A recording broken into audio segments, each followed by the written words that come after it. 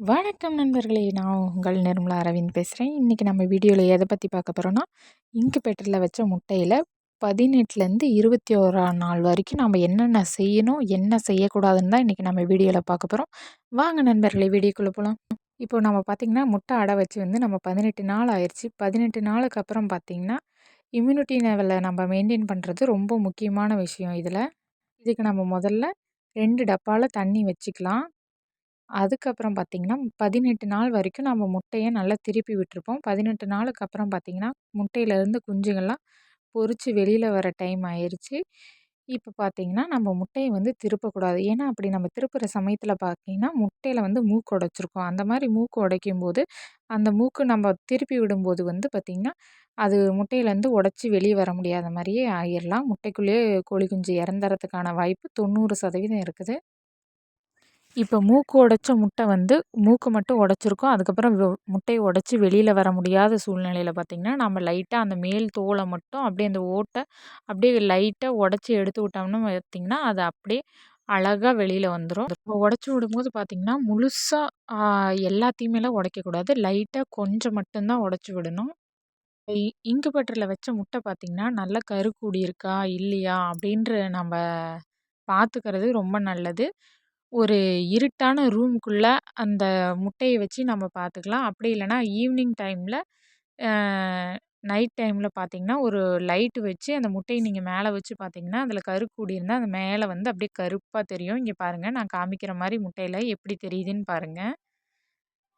நம்ம பேட்டரி வச்சு தான் நம்ம இத உங்களுக்கு காமிச்சிருக்கோம். பாருங்க, மேலே அந்த இடத்துல கருப்பா தெரியுது. இதுதான் கருக்கூடியிருக்கு. நல்ல மூவ்மெண்ட்ஸ் இருக்கணும். அப்படி மூவ்மெண்ட்ஸ் இல்லன்னு வைங்க, அது முட்டையிலேயே இறந்துருச்சு அப்படின்னு தான்.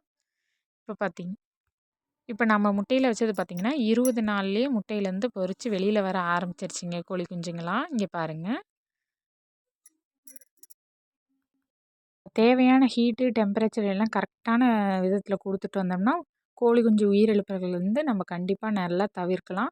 இது பாருங்க, தண்ணி வந்து கோழி குஞ்சு எட்டாத மாரி வச்சுக்கோங்க. இல்லன்னா கோழி குஞ்சு வந்து தண்ணிக்குள்ள விழுந்து இறந்தறதுக்கான வாய்ப்பும் நெறையவே இருக்கு. கோழி குஞ்சு முட்டையிலேருந்து வெளிவந்த ஒரு 2, 3 நாளைக்குள்ளேயே இத தனியா ப்ரீடிங் போடுறதுக்கு தனி இடத்த மாத்திருங்க.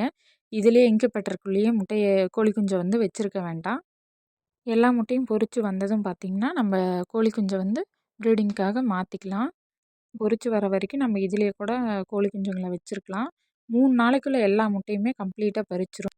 இப்போ நம்ம எல்லா முட்டையும் பறிச்சு வர வரைக்கும் இந்த கோழி குஞ்சுகள நம்ம இன்குபேட்டர்லேயே வச்சுருக்கலாம். 3 நாளைக்குள்ள எல்லா குஞ்சுமே கண்டிப்பா பறிச்சு முட்டையிலேருந்து வெளியே வந்துரும். அதுக்கு மேலே பார்த்திங்கன்னா, அந்த முட்டை பொரிக்கிறதுக்கு வாய்ப்பு இல்ல. அதுக்கு மேலே முட்டைகள் இருந்ததுன்னா, கண்டிப்பா நான் சொன்ன ஐடியாலாம் கண்டிப்பா நீங்க ஃபாலோ பண்ணி பாருங்க. கண்டிப்பா 100% சக்ஸஸ் ஆகும்.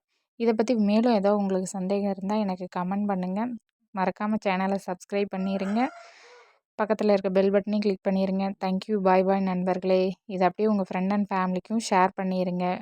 யாராவது இன்குபேட்டர்ல முட்டை அடை வைக்கிற மாரி இருக்கவங்களுக்கு கண்டிப்பா இது ஹெல்ப்ஃபுல்லா இருக்கும்.